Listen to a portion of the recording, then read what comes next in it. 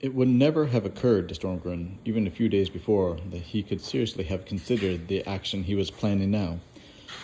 This ridiculously melodramatic kidnapping, which in retrospect seemed like a third-rate TV drama, probably had a great to do with his new outlook. It was the first time in his life that Stormgren had ever been exposed to the violent physical action as opposed to the verbal battles of the conference room. The virus must have entered his bloodstream, or else he was merely approaching second childhood more quickly than he supposed. Sheer curiosity was also a powerful motive, and so was a determination to get his own back for the trick that had been played upon him. It was perfectly obvious that now Karellen had used him as bait, and even if this had been for the best of reasons, Stormgren did not feel inclined to forgive the supervisor at once. Pierre Duval showed no surprise when Stormgren walked unannounced into his office. They were old friends, and there was nothing unusual in the Secretary General paying a personal visit to the chief of the Science Bureau. Certainly Karellen would not think it odd if by any chance he or his underlings turned his instruments of surveillance upon this spot. For a while, the two men talked business and exchanged political gossip. Then, rather hesitantly, Stormgren came to the point. As his visitor talked, the old Frenchman leaned back in his chair, and his eyebrows rose steadily, millimeter by millimeter, until they were almost entangled in his forelock. Once or twice he seemed about to speak, but each time he thought better of it. When Stormgren had finished, the scientist looked nervously around the room. "Do you think he's listening?" he said. "I don't believe he can. He's got what is called a tracer on me for my protection, but it doesn't work underground. Which is one reason I came down to this dungeon of yours. It's supposed to be shielded from all forms of radiation, isn't it? Karellen's no magician, he knows where I am, but that's all. I hope you're right. Apart from that, won't there be trouble when he discovers that what you're trying to do? Because he will, you know. I'll take that risk. Besides, we understand each other rather well." The physicist toyed with his pencil and stared into space for a while. "It's a very pretty problem. I like it," he said simply. Then he divided into a drawer and produced an enormous writing pad, quite the biggest that Stormgren had ever seen. "Right," he began scribbling furiously in what seemed to be some private shorthand. "Let me make sure I have all the facts. Tell me everything you can about the room in which you have your interviews. Don't omit any detail, however trivial it seems. There isn't much to describe. It's made of metal. About 8 meters square and 4 high. The vision screen is about a meter on a side, and there's a desk immediately beneath it. Here, it'll be quicker if I draw it for you." Rapidly, Stormgren sketched the little room he knew so well and pushed the drawer over to Duval. As he did so, he recalled with a slight shiver the last time he had done this sort of thing. He wondered what had happened to the blind Welshman and his confidants, and how they had reached his abrupt departure. Frenchman studied the drawing with a puckered brow. "And that's all you can tell me?" "Yes." Duval snorted in disgust. "What about lighting? Do you sit in the total darkness? And what about ventilation and heating?" Stormgren smiled at the characteristic outburst. "The whole ceiling is luminous, and as far as I can tell, the air comes through the speaker grill. I don't know how. It leaves perhaps the stream reverses at intervals, but I haven't noticed it. There's no sign of any heater, but the room is always at normal temperature. Meaning, I suppose, that the water vapor has frozen out, but not the carbon dioxide." Stormgren did his best to smile at the well-worn joke. "I think I've told you everything," he concluded. "As for the machine that takes me up to Karellen's ship, the room in which I traveled is as featureless as the elevator cage. Apart from the couch and table, it might very well be one." There was silence for several minutes while the physicist embroidered with his writing pad with meticulous and microscopic doodles. As he watched, Stormgren wondered why it was that a man like Duval, whose mind was incomparably more brilliant than his own, had never made a greater mark on the world of science. He remembered an unkind, probably inaccurate comment of his friend in the U.S. Department. The French produce the best second-raters in the world. Duval was the sort of man who supported that statement. The physicist nodded to himself in satisfaction, leaned forward, and pointed his pencil at Stormgren. "What makes you think, Ricky," he asked, "that Karellen's vision screen, as you call it, really is what it pretends to be? I've always taken it for granted. It looks exactly like one. What else would it be, anyways?" When you say it looks like a vision screen, you mean you don't you that you look like one of ours? Of course. I think it's suspicious in itself. I'm sure the Overlord's own apparatus won't use any crude as an actual physical screen. They probably materialize images directly in space. But why should Karellen bother to use the television screen anyways? The simplest solution is always the best.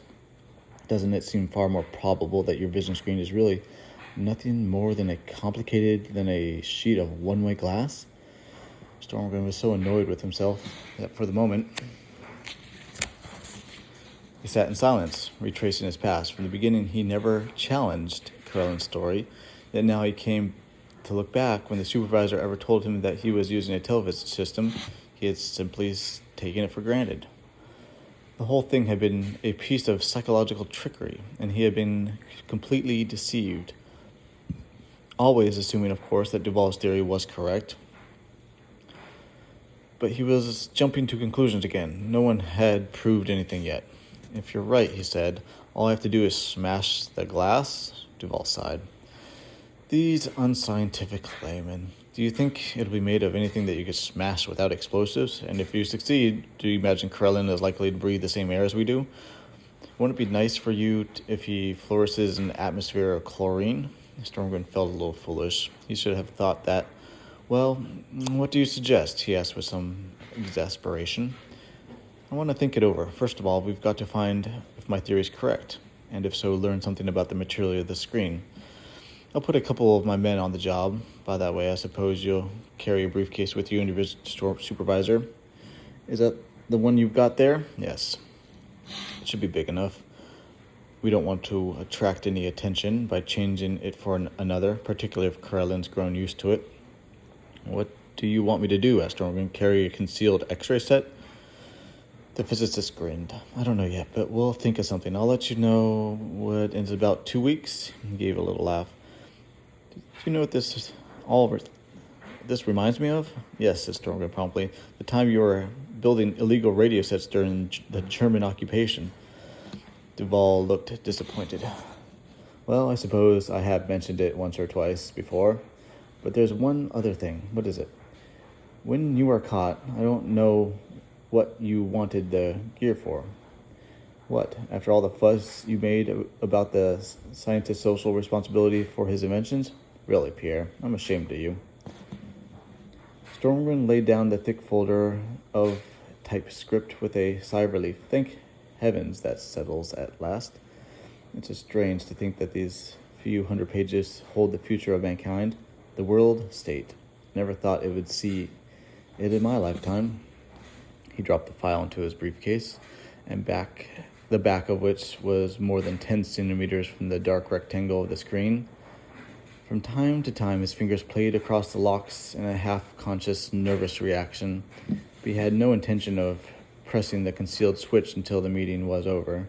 There was a chance that something might go wrong, though Duval had sworn that Karellen would detect nothing. He could never be sure.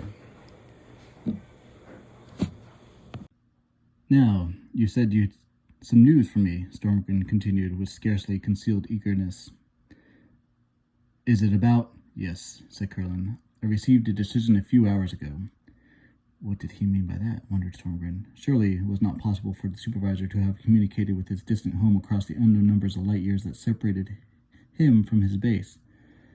Or perhaps this was Ben Rybrook's theory. He had merely been consulting some vast computing machine that could predict the outcome of any political action. I don't think, Karellen continued, that the Freedom League and its associates will be very satisfied, but it should help reduce the tension. We won't record any of this, by the way. You've often told me, Ricky, that no matter how unlike we are physically, the human race would soon grow accustomed to us. That shows a lack of imagination on your part. It would probably be true in your case, but you must remember that most of the world is still uneducated by any reasonable standards, and it is riddled with prejudices and superstitions that may make decades to eradicate. You will grant that we know something of human psychology. We know rather accurately what would happen if we revealed ourselves to the world in its present state of development. I can't go into detail, even with you. so you must accept my analysis on trust. We can, however, make this definite promise, which should give you some satisfaction. In 50 years, 2 generations from now, we will come down from our ships, and humanity will at last see us as we are. Stormgren was silent for a while, absorbing the supervisor's words. He felt little of the satisfaction that Karellen's statement would have once given him. Indeed, he was somewhat confused by his partial success. For the moment, his resolution faltered. The truth would come with the passage of time. All this plotting was unnecessary and perhaps unwise.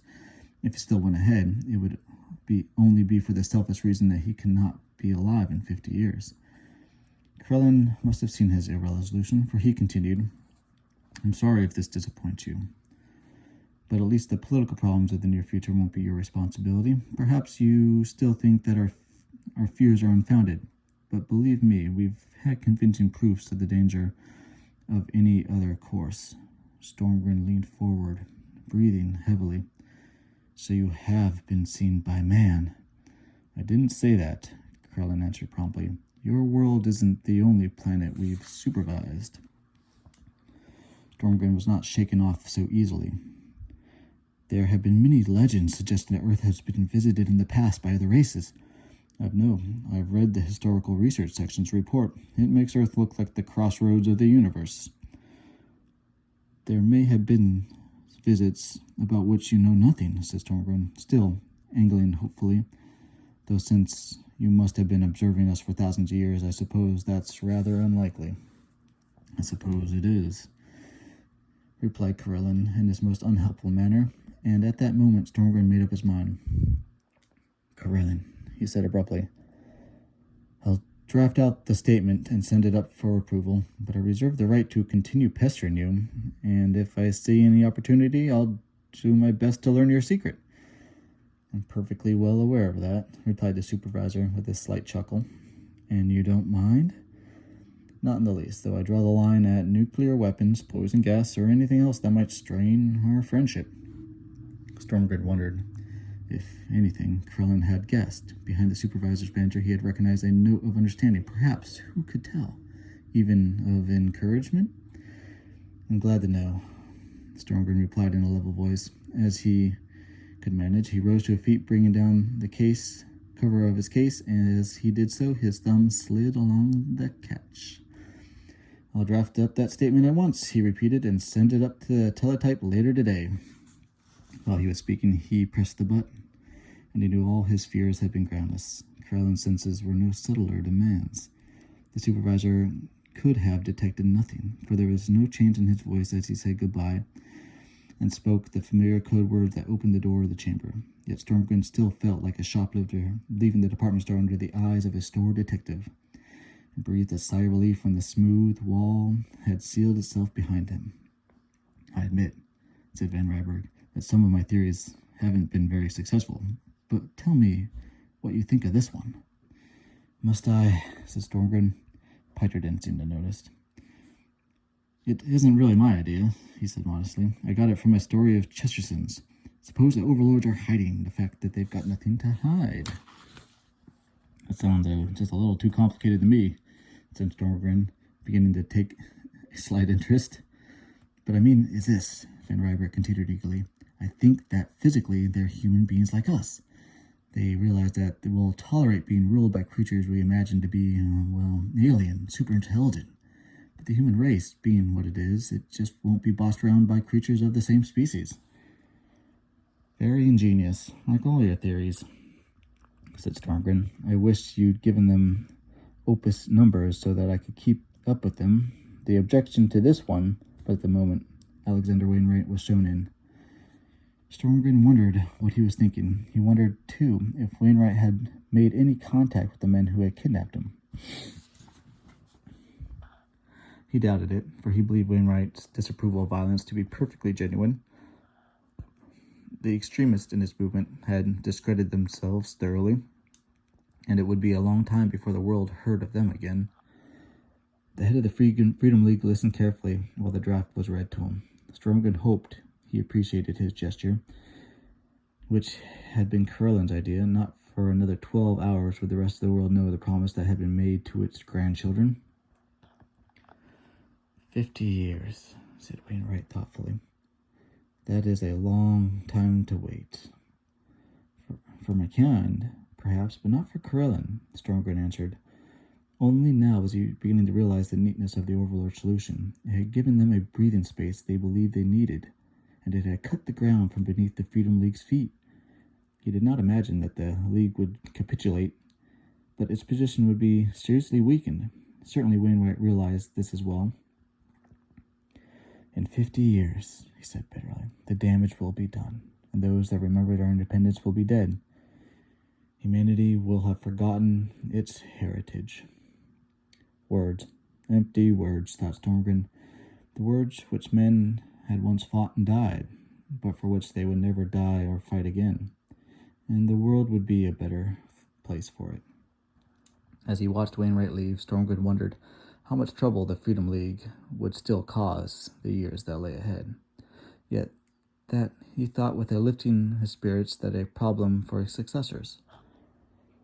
There were some things that only time could cure. Evil men could be destroyed, but nothing could be done with good men who were deluded. Here's your case, said Duval. It's as good as new. Thanks, Stormgren answered, inspecting it carefully nonetheless. Now perhaps you'll tell me what it is all about, and what we're going to do next. The physicist seemed to be more interested in his own thoughts. What I can't understand, he said, is the ease at which we've got away with it. Now, if I'd been Kurt... But you're not. Get to the point, man. What did we discover? Me. These excitable, highly strung Nordic races, sighed Duval. What we did was make a type of low-powered radar set. Besides radio waves, a very high frequency is used far infrared, all waves, in fact, which we were sure no creature could possibly see, however weird an eye it had. How could you be so sure of that? Said Stormgren, becoming intrigued by the technical problem in spite of himself. Well, we couldn't be quite sure, admitted Duval reluctantly, but Karellen views you under normal lighting, doesn't he? So his eyes must be approximately similar to ours in spectrum range. Anyways, it worked. We've proved that there is a large room behind that screen of yours. The screen is about 3 centimeters thick, and the space behind it at least 10 meters across. We couldn't detect any echo from the far wall, but we hardly expected that with the low power, which was all we dared use. However, we did get this. He pushed across a piece of photographic paper, of which a single wavy line in one spot was a kink, like an autograph of a mild earthquake. See that little kink? Yes, what is it? Only Karellen.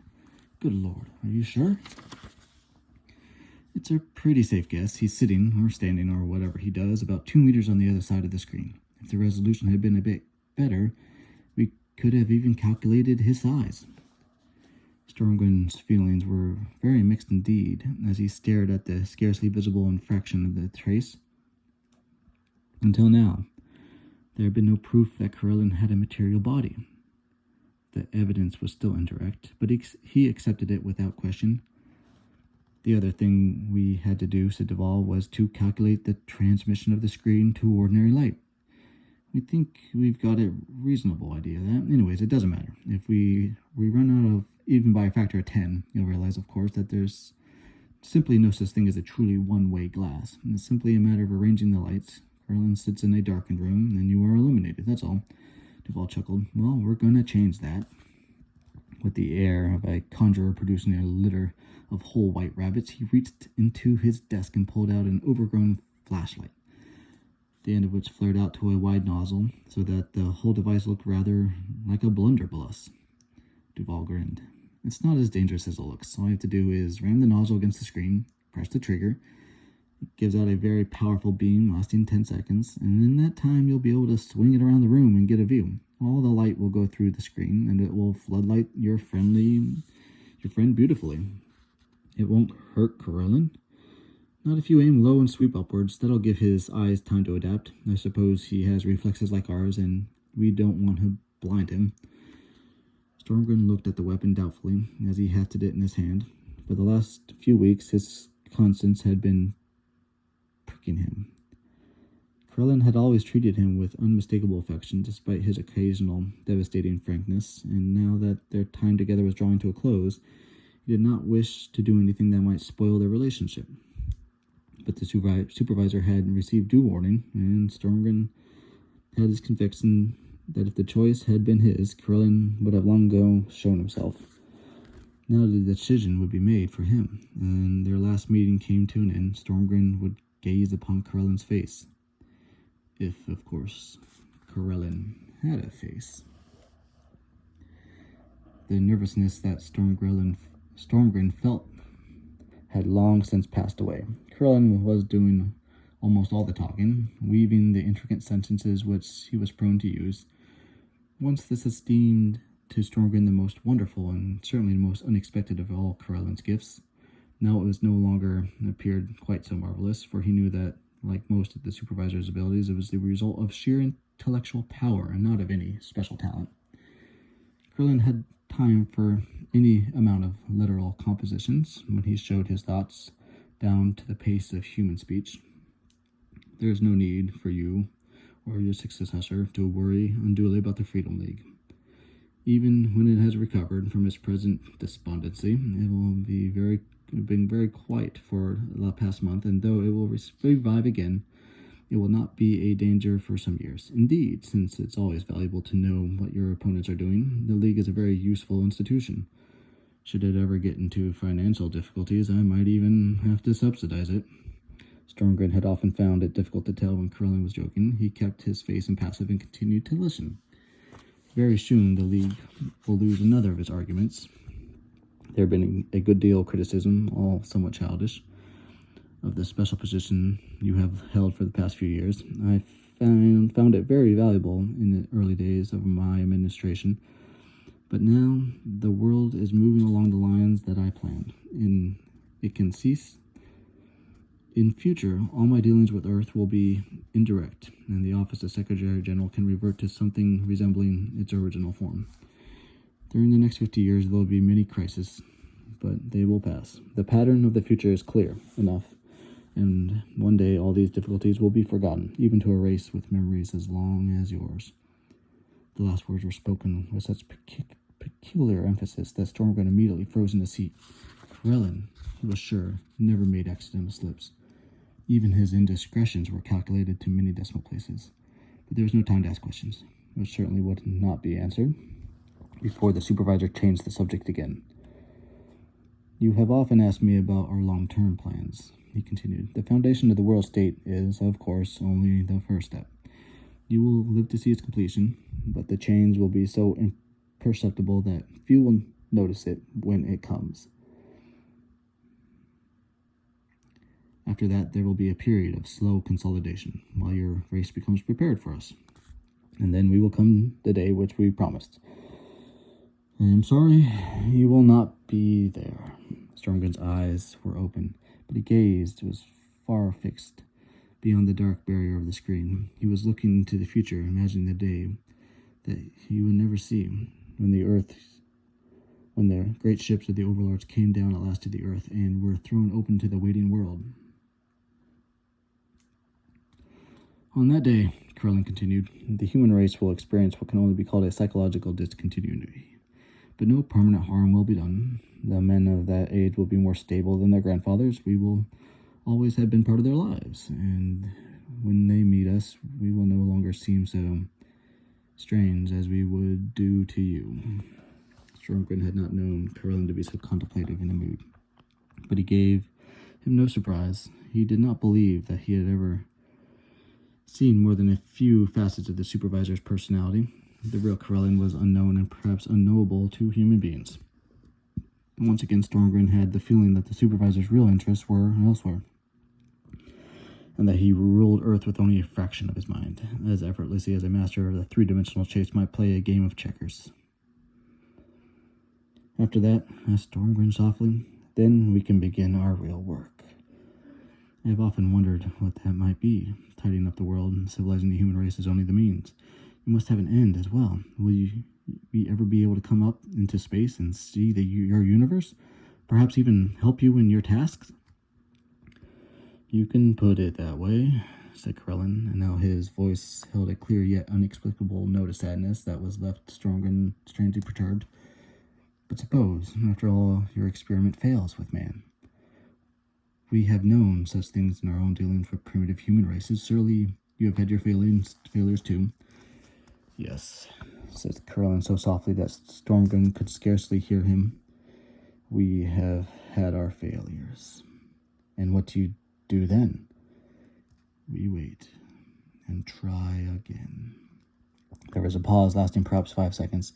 When Karellen spoke again, his words were so unexpected that for a moment Stormgren did not react. Goodbye, Ricky. Karellen had tricked him. Probably it was already too late. Stormgren's paralysis lasted only a moment. Then, with a single swift, well-practiced movement, he whipped out the flash gun and jammed it against the glass. The pine trees came almost to the edge of the lake, leaving along its border only a narrow strip of grass, a few meters wide. Every evening, when it was warm enough, Stormgren, despite his 90 years, would walk briskly along the strip to the landing stage, which was the sunlight die upon the water, and then return to his house before the chill of the night wind came up. From the forest, the simple ritual gave him much contentment, for he would continue it as long as he held strength. Far away, over the lake, something was coming in from the west, flying low and fast. Aircraft were uncommon in these parts, unless one counted the transpolar lines which must be passing overhead every hour of the day and night. But there had never been any sight of their presence save the occasional vapor trail high against the blue of the stratosphere. This machine was a small helicopter, and it was coming towards him with obvious determination. Stormgren glanced along the beach and saw that there was no chance of escape. Then he shrugged his shoulders and sat down on the wooden bench at the head of the jetty. The reporter was so deferential that Stormgren found it surprising.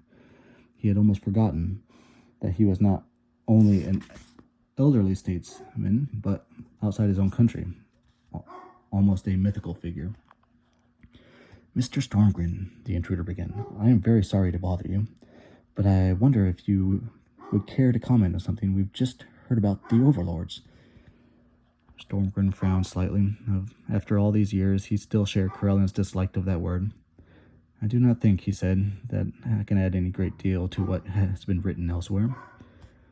The reporter was watching him with a curious intentness.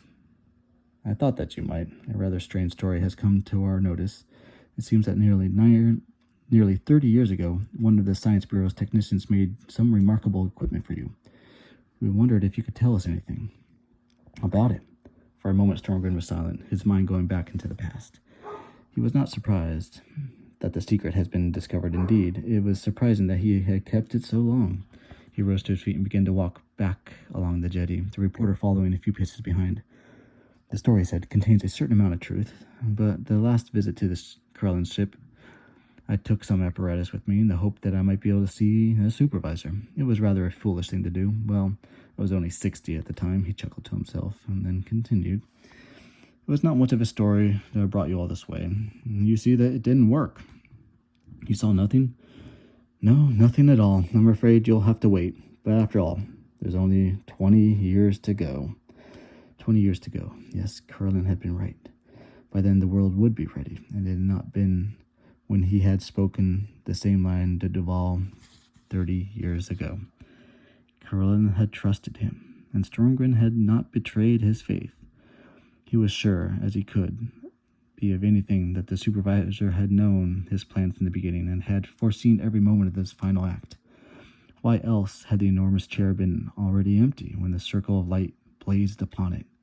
In the same moment, he had started to swing the beam, fearing that he was too late. The metal door, twice the height of the man, was closing swiftly when he first caught sight of it.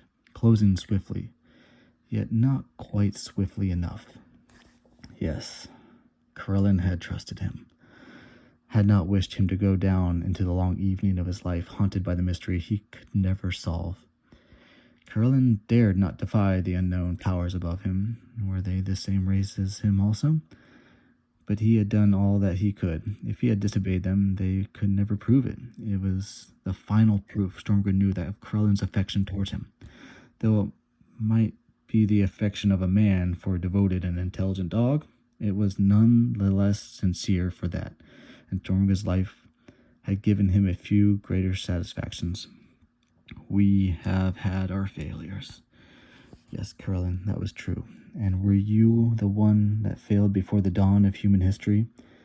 It must have been a failure indeed, thought Stormgren, for it echoes and rolls down all of the ages to haunt the childhood of every race of man. Even in 50 years, could you overcome the power of all those myths and legends of the world?